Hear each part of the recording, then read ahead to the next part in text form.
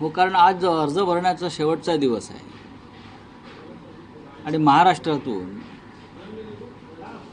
विरोधी पक्षाला एकच जागा मिळते आहे, ती सुद्धा आम्ही एकत्र राहिलो तर. आणि काल सर्वानुमते ज्येष्ठ नेते शरद पवार यांच्या नावावर सगळ्यांनी सहमती दर्शवली. खरं म्हणजे आदित्य ठाकरे सातत्यानं सांगत होते ते खरं आहे की सर्वाधिक मोठा पक्ष हा शिवसेना आहे आणि त्याच्यामुळे ही जागा शिवसेनेनं लढवायला पाहिजे. ही भूमिका योग्यच होती. त्यानंतर काँग्रेस पक्ष आहे 16 आणि राष्ट्रवादी काँग्रेसचे 10 लोक आहेत. तरी आम्ही ही जागा शरद पवार यांच्यासाठी आम्ही सगळ्यांनी मिळून ती जागा शरद पवारांनी परत जावं राज्यसभेत, यासाठी हा निर्णय आम्ही घेतला. चर्चा झाली उद्धवजींबरोबर, काँग्रेसच्या नेत्यांबरोबर. शरद पवारांचे जे राजकारणातलं स्थान आहे, समाजकारणातलं स्थान आहे, महाराष्ट्रातलं देशाचं त्यांचं जे नेतृत्व आहे, त्याच्यामुळे ही जागा आम्ही सन्माननीय शरद पवार यांच्यासाठी तिघांनी मिळून जाहीर केलेली आहे. आमचं जेवढी संख्या लागते जिंकण्यासाठी आमदारांची तेवढी आमच्याकडे आहे, एवढंच मी सांगू शकतो.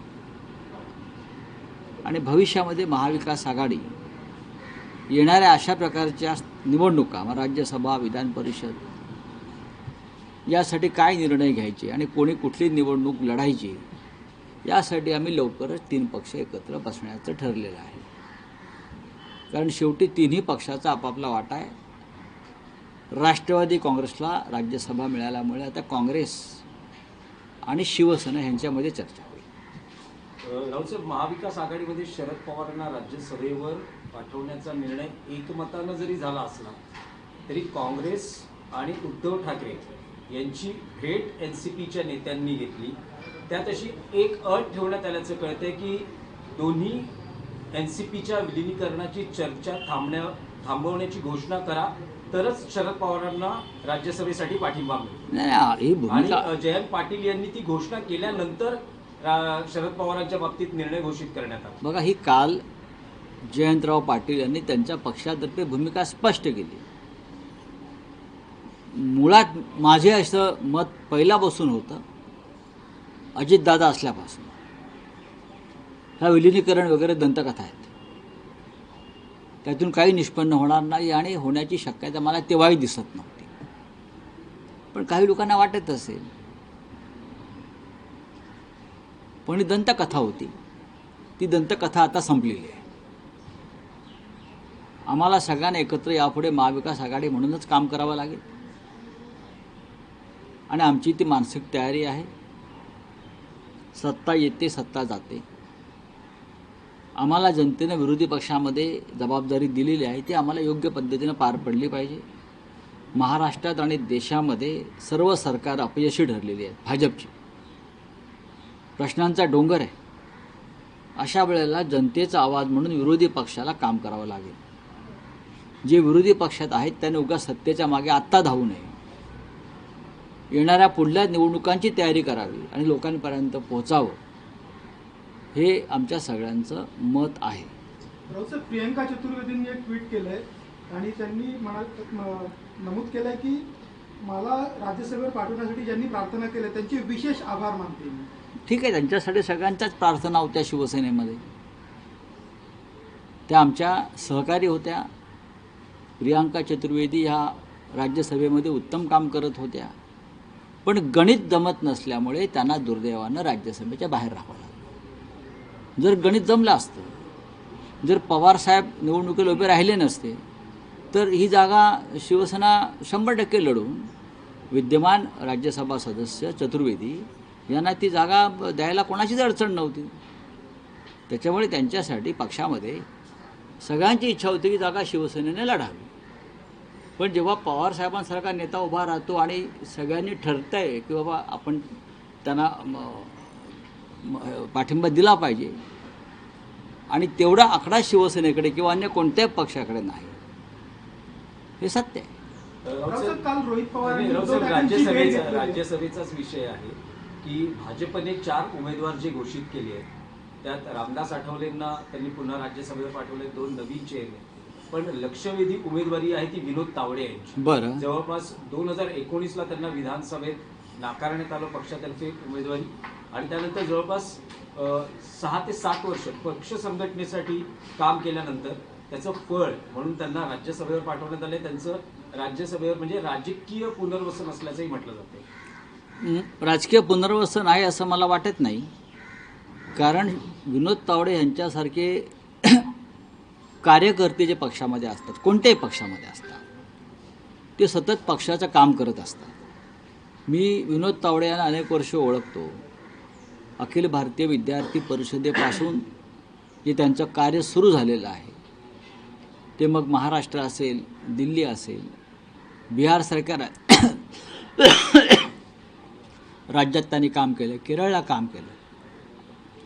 अशा वेळेला जर पक्षानं त्यांच्या कार्याची दखल घेतली आणि उमेदवारी दिली तर तो एका कार्यकर्त्याचा सन्मान असतो. महाराष्ट्रातून त्यांना काही लोकांनी राजकारणातून बाहेर काढण्याचा प्रयत्न केला. महाराष्ट्रातून एका विशिष्ट गटानं विनोद तावडे यांच्यासारख्या नेत्याला किंवा कार्यकर्त्याला राजकारणातून बाहेर काढण्याचा प्रयत्न केला. हे तेव्हाचं चित्र होतं. पण विनोद तावडे हे नाउमेद न होता त्यांनी आपलं संघटनेतलं कार्य, संघटना बांधण्याचं कार्य त्यांच्या पक्षाचं कायम ठेवलं. ते दिल्लीमध्ये सुरुवातीला पक्ष सचिव म्हणून गेले, मग ते सरचिटणीस झाले, मग त्यांच्यावर अनेक राज्यांची जबाबदारी दिल्यावर त्यांनी जी मर्जी संपादन केली नेतृत्वाची त्याच्यामुळे त्यांना हे यश मिळालेलं आहे. आणि त्याचं कार्यकर्त्याला जेव्हा अशा प्रकारचं त्याचा गौरव केला जातो तेव्हा कोणत्याही पक्षातल्या कार्यकर्त्याचं कौतुक केलं पाहिजे. भारतीय जनता पक्षानं जे उमेदवार दिलेले आहेत ते कौतुक करण्यासारखेच आहे, याच्याविषयी माझ्या मनात शंका नाही. नाही, पण रावसाहेब, आणखी एक राज्यसभा उमेदवारी सध्या देशात चर्चेचा विषय आहे, ती म्हणजे बिहारमध्ये. असं म्हटलं जातं आहे नितीश कुमार किंवा त्यांचे सुपुत्र हे राज्यसभेवर जाऊ शकतात आणि अशा वेळेस बिहारचं नेतृत्व भाजपकडे येऊ शकतं. बघा, भारतीय जनता नेमकं पक्षाचा केंद्रीय राजकारणात काय घडतं? भारतीय जनता पक्षाच्या विधानसभेच्या जागा या जनता दल युनायटेडपेक्षा जास्त आहेत आणि जवळजवळ 40 जागा जास्त आहेत माझ्या माहितीप्रमाणे.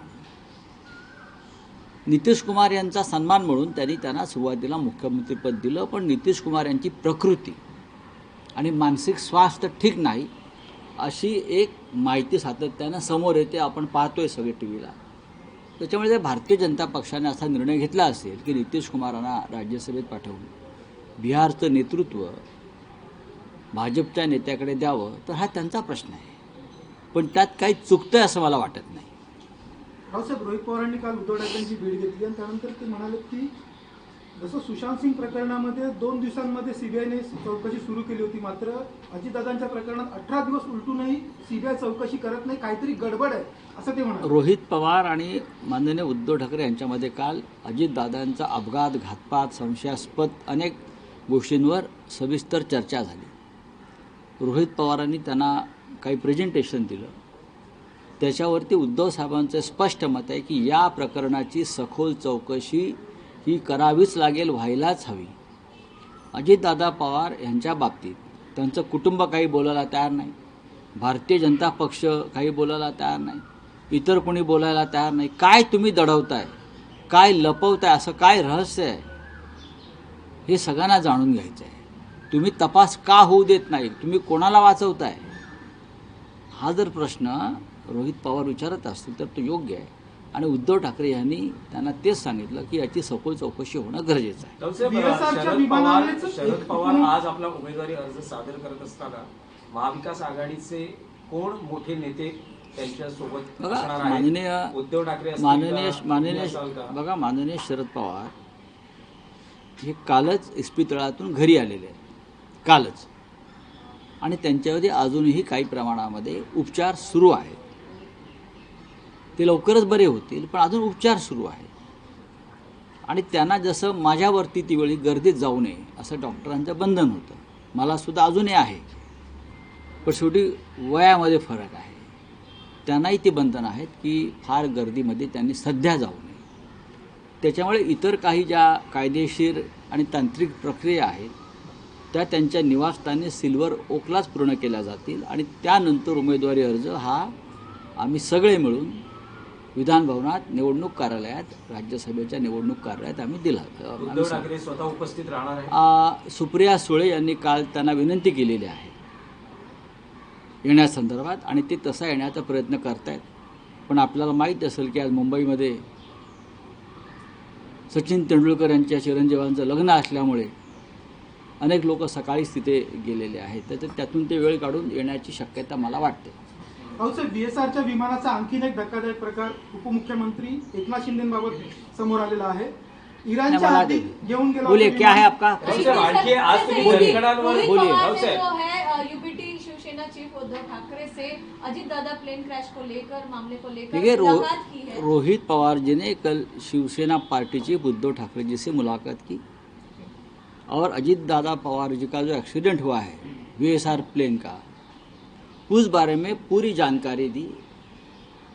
कौन सी खामियां थी, क्या रहस्य था, पायलट क्या कर रहा था, ATR क्या कर रहा था, सभी बातों पर चर्चा हो गई. उद्धव जी ने कहा कि इस मामले में पूरी जांच होनी चाहिए और जब तक जांच नहीं होती रोहित पवार आप लड़ते रहो. सर, ये बिहार के मुख्यमंत्री नीतीश कुमार का नाम जो है राज्यसभा के लिए सामने आ रहा है. उनके बेटे जो है निशांत कुमार, वो जो है उप मुख्यमंत्री बिहार के बन सकते हैं, ऐसी भी चर्चाएं सामने आ रही. ये देखिए, ये बीजेपी और जेडीयू का आपस का मामला है. ये बात निश्चित है कि बिहार विधानसभा में बीजेपी के विधायक सबसे ज़्यादा है और लगभग 40 विधायक जेडीयू से ज़्यादा है, 40. फिर भी नीतीश कुमार जी को मुख्यमंत्री बनाया बीजेपी ने, उनका सम्मान रखा है, मैं मानता हूँ. लेकिन अब उनका स्वास्थ्य चाहे शारीरिक और चाहे मानसिक ठीक नहीं है, ऐसे लोगों का कहना है, उनके लोगों का कहना है. इतना बड़ा राज्य है, अगर नेतृत्व की शारीरिक स्थिति ठीक नहीं है या मानसिक स्थिति ठीक नहीं है तो इतना बड़ा राज्य में एक अराजकता फैल जाएगी. तो अगर सरकार, लोगों ने तय किया है उनके फ्रंट ने कि नेतृत्व में बदलाव होना चाहिए, तो ये उनका निर्णय है. सर, इजराइल और ईरान वॉर में महबूबा मुफ्ती का कहना है कि सेंटर केंद्र सरकार जो है चुप क्यों है ईरान के सपोर्ट में, जबकि ईरान ने जो है कश्मीर के समय भारत को मदद की थी. ये बात सही है, ये हमने भी ये कहा है. भारत सरकार ने किसको सपोर्ट करने का या विरोध करने की बात नहीं है. लेकिन अगर आप अपने आप को विश्वगुरु मानते हो, आप विश्व को चला रहे हो, तो आपकी जिम्मेदारी होती है कि आप दोनों के आप मित्र हैं. नेतन्याहू के भी मित्र हैं आप, ट्रम्प भी आपका मित्र है. तो जाइए और कहिए युद्ध रोको. छोटे छोटे बच्चों को जिस बेरहमी से मारा जा रहा है, आप देखिए, ईरान के सुप्रीम लीडर की हत्या हो गई और आपने कंडोलेंस तक नहीं किया. आप किसको डरते हो? तो ये बात तो सही है. Thank you. सर, आज जो ड्राइवर से, महाराष्ट्र के ड्राइवर से वो प्रोटेस्ट पर जा रहे हैं ई चालन के खिलाफ, क्या कहना चाहेंगे? टैक्सी आप ड्राइवर्स के महाराष्ट्र के परिवहन मंत्री देख लेंगे. महाराष्ट्र में एक होनहार परिवहन मंत्री, ट्रांसपोर्ट मिनिस्टर है प्रताप सरनाईक जी.